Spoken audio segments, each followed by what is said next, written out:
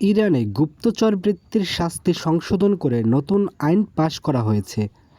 নতুন আইন অনুযায়ী কোনো ব্যক্তি শত্রুরাষ্ট্র বা গোষ্ঠী বা গোয়েন্দা কার্যক্রমে জড়িত প্রমাণিত হলে তার মৃত্যুদণ্ডের পাশাপাশি সম্পত্তিও বাজেয়াপ্ত করা হবে। আইনে বলা হয়েছে, মৃত্যুদণ্ড ছাড়া অন্য কোনো সাজার বিরুদ্ধে আপিল করা যাবে না, আর সর্বোচ্চ 10 দিনের মধ্যে মৃত্যুদণ্ডের বিরুদ্ধে সুপ্রিম কোর্টে আপিল করা যাবে।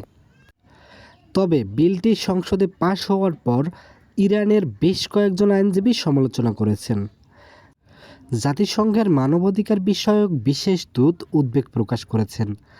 বিবিসি বাংলা ও ইরান ফ্রন্ট পেজের প্রতিবেদনে বলা হয়েছে, দেশটির সংসদে গুপ্তচর বৃত্তির শাস্তি বাড়ানোর সংশোধনী বিলটি বিপুল ভোটে অনুমোদিত হয়েছে। প্রস্তাবের মূল বক্তব্য সুপ্রিম ন্যাশনাল সিকিউরিটি কাউন্সিলকে এই শত্রু রাষ্ট্র ও গোষ্ঠী চিহ্নিত করার কর্তৃপক্ষ এবং মিনিস্ট্রি অব ইন্টেলিজেন্সকে শত্রুদের চক্র চিহ্নিত করার কর্তৃপক্ষ হিসেবে মনোনীত করা হয়েছে।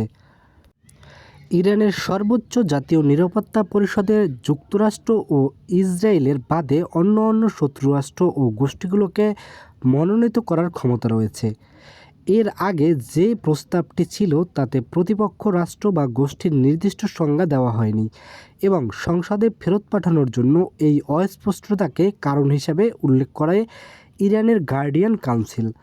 সংশোধিত মূল প্রস্তাবের আরেকটি অনুচ্ছেদে জনসাধারণের মধ্যে বিভাজন বা জাতীয় নিরাপত্তার ক্ষতি করার উদ্দেশ্যে শত্রু বা বিদেশি নেটওয়ার্কগুলোকে যারা তথ্য বা ভিডিও পাঠাতো তাদের শাস্তি নির্ধারণের বিষয়ে আলোচনা করা হয়েছে। নতুন প্রস্তাব অনুযায়ী এই কর্মকাণ্ডগুলো এখন থেকে অপরাধ হিসাবে গণ্য করা হবে।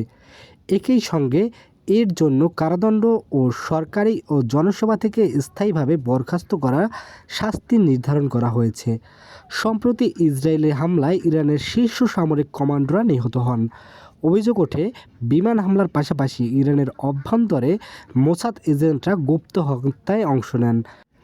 এসব এজেন্টদের বড় একটি অংশ ইরানি। যুদ্ধবিরতির পর তাদের বড় একটি অংশকে গ্রেপ্তার করে আইআরজিসি কার্যকর করা হয় মৃত্যুদণ্ড। কিন্তু ঠিক কতজন গ্রেপ্তার, কতজনের মৃত্যুদণ্ড কার্যকর করা বা অভিযুক্তদের সঙ্গে কেমন আচরণ করা হচ্ছে তা স্পষ্ট করছে না ইরান।